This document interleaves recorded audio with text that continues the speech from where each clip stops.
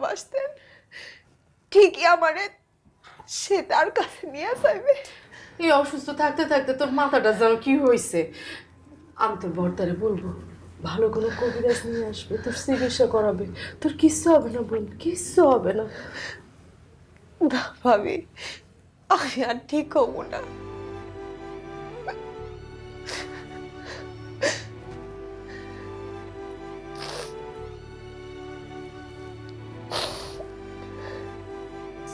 এই নে খা, দাদারে দিয়ে আনাইছি, আরাম করে খা।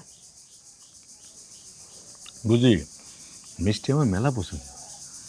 ভাই, তোরে যে সর মারিছিলাম, তুই রাগ করেছিস আমার উপর? আরে না, তুই এমন করতে গেলি কেন? তোর যদি কিছু হয়ে যেত, আমি নতুন মা আর আব্বারে কি বলতাম?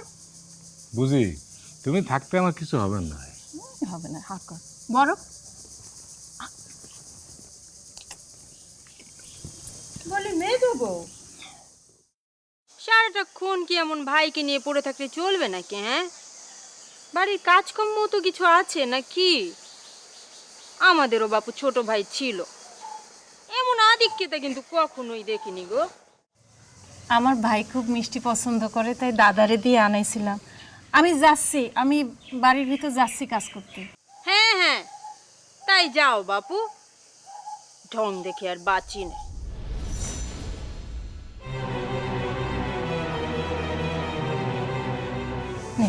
বুঝি উনি তোমার সাথে এমন করে কথা বললো কেন? উনি কি খুব খারাপ? বুঝি তোমার কি এখানে খুব কষ্ট হচ্ছে? লয় রে, আমার এখানে কোনো কষ্ট হচ্ছে লয়। এবারে সকলে কত ভালো, মা, ভাবি, দাদা, আমার দেবর, সবাই অনেক ভালো। তাহলে উনি তোমার সাথে এমন করে কথা বললো কেন? আমি মিষ্টি খাবো লয়। ওই দেখো, আমার ভাই রাগ করেছে। ময়না পাখি নে একটু খা। না বুঝি, আমি মিষ্টি খাবো লয়। কেন তোমার সাথে এমন করে আচরণ করলো? মিশি মিশি তোমাকে বকাঝকা করলো? আমি এবারে কিছুই খাবো লয়। আরে তুই বুঝিস না কেন? বাড়ির কাজ করতে হবে লয়, ভাবি একা সব পারবে, আমার একটু হাত পাঠাতে হবে লয়। রেখা খালি রাগ করে আমার ভাইটা। বুঝি ভাবি কিন্তু মেলা ভালো, আমার মেলা স্নেহ করে, মেলা পছন্দ করে। খা কেমন মজা। নে, পুরোটা খা। এইবার এটা খাবি, এইবার এটা খাবি।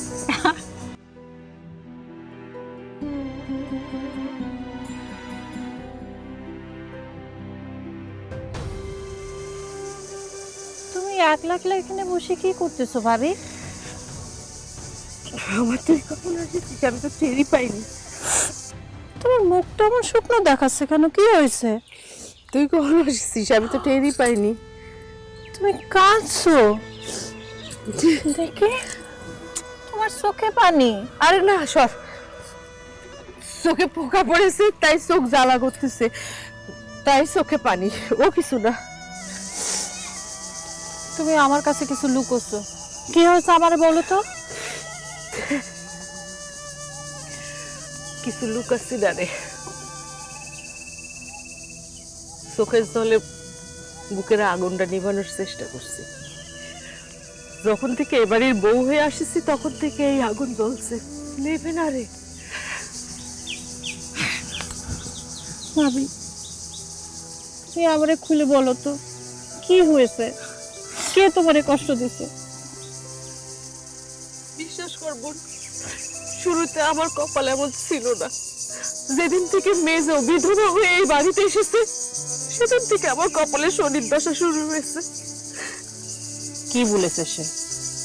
সে কি করেছে? কি আর বলবে, সবই আমার কপাল। উঠতে বসতে শুনতে হয় আমি অলক্ষণে, অপয়া, সন্তান জন্ম দেবার ক্ষমতা আমার নেই। তুমি অলক্ষণে হতে যাবে কেন? তোমার কি দোষ? পাগল একটা লোকের সাথে আমার বিয়ে হয়েছে, যার নিজের জীবনের প্রতি মায়া নেই, হিসেব নেই। সে আমার দিকে কি করে নজর দেবে তুই বল? পাগল বলো আর যাই বলো,